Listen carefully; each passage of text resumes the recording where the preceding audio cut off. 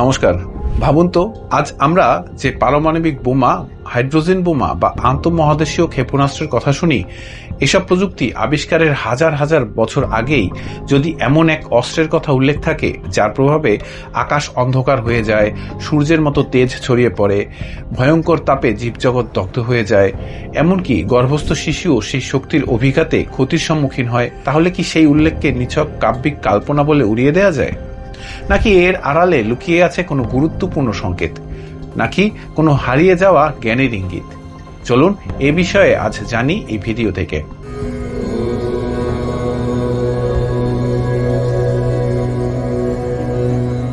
আমাদের পৌরাণিক গ্রন্থ মহাভারত ও রামায়ণে বর্ণিত ব্রহ্মাস্ত্রকে বলা হয়েছে দেবপ্রদত্ত দিব্যাস্ত্র, যা সাধারণ অস্ত্রের মতো নয়, বরং এই অস্ত্র অর্জন করতে লাগত কঠোর তপস্যা, মানসিক পবিত্রতা ও নির্দিষ্ট মন্ত্রোচ্চারণ। অর্থাৎ এই অস্ত্র ধারণ ছিল শক্তির সঙ্গে চেতনার সংযোগ। মহাভারতে উল্লেখিত কুরুক্ষেত্র যুদ্ধের অন্তিম পর্বে গুরু দ্রোণপুত্র অশ্বত্থামা ক্রোধ ও প্রতিরোধে অন্ধ হয়ে ব্রহ্মাস্ত্র নিক্ষেপ করলে শাস্ত্রে বর্ণিত আছে যে চারিদিক অগ্নিময় হয়ে ওঠে, প্রকৃতি বিপর্যস্ত হয়, আর সেই বিকট শক্তির অভিঘাতে মাতৃগর্ভে থাকা অভিমন্যু পুত্র পরীক্ষিত পর্যন্ত প্রাণ সংশয়ে পড়েন। তখন শ্রীকৃষ্ণ নিজের ঐশ্বিক ক্ষমতা বলে পরীক্ষিতকে রক্ষা করেন। সুপ্রিয় দর্শক, গর্ভস্থ শিশুর উপর প্রভাবের উল্লেখ অনেককেই আধুনিক রেডিয়েশন ও জেনেটিক ক্ষতির কথা মনে করিয়ে দেয়। একইভাবে রামায়ণে উল্লেখ আছে শ্রীরামচন্দ্র যখন লঙ্কায় রাবণের বিরুদ্ধে চূড়ান্ত ব্রহ্মাস্ত্র প্রয়োগ করেন, তখন আকাশ বিদীর্ণ হয়ে যায়, অগ্নিশিখা জ্বলে ওঠে। এছাড়া সেই ব্রহ্মাস্ত্র প্রয়োগে দিকবিদিক কেঁপে ওঠার যে চিত্র পাওয়া যায় তা আধুনিক ক্ষেপণাস্ত্র বিস্ফোরণের দৃশ্যের সঙ্গে তুলনা করা যায়। কিন্তু ইতিহাসে চোখ রাখলে দেখা যায় প্রাচীন ভারতে নিউক্লিয়ার প্রযুক্তির কোনো প্রত্নতাত্ত্বিক বৈজ্ঞানিক প্রমাণ এখনো পাওয়া যায়নি। ফলে অনেক গবেষক মনে করেন এসব পৌরাণিক কাহিনীগুলো রূপক ও অতিশয় উক্তির মাধ্যমে চরম শক্তির প্রকাশ। তবুও একটি প্রশ্ন কিন্তু থেকেই যায়, কেন এইসব বর্ণনায় এমন তাপ, আলো ও দীর্ঘস্থায়ী প্রভাবের কথা এসেছে? আজকের পারমাণবিক বিস্ফোরণের সঙ্গেও মিলে যায় এসব কথা।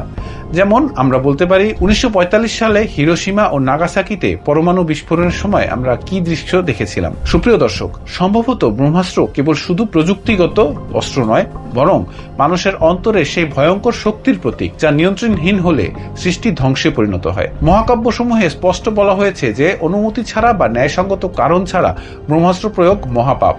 অর্থাৎ শক্তির চেয়ে বড় সংযম এবং প্রযুক্তির চেয়ে বড় হলো নৈতিকতা। তাই এই ব্রহ্মাস্ত্রের কাহিনী আমাদের শেখায় যে শক্তি নিজে ভালো বা মন্দ নয়, তার ব্যবহারই তাকে কল্যাণ বা সর্বনাশের রূপ দেয়। আজ মানব সভ্যতার হাতে যে নিউক্লিয়ার শক্তি আছে, সেটিও ঠিক তেমনি উন্নয়ন ও ধ্বংসের সন্ধিক্ষণে দাঁড়িয়ে থাকা এক দ্বিমুখী বাস্তবতা।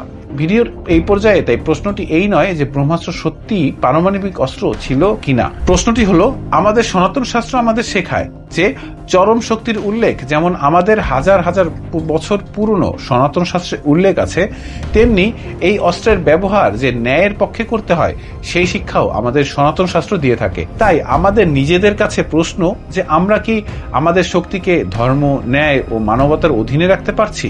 কারণ শক্তি যদি ধর্মের পথে পরিচালিত না হয়, তবে সেই শক্তি একদিন আমাদের অস্তিত্বকে চ্যালেঞ্জ করবে। তাই সবশেষে মনুসংহিতার কথা মতোই বলতে চাই যে ধর্ম রক্ষতি রক্ষিত হয়।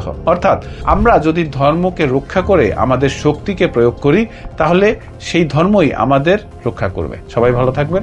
নমস্কার।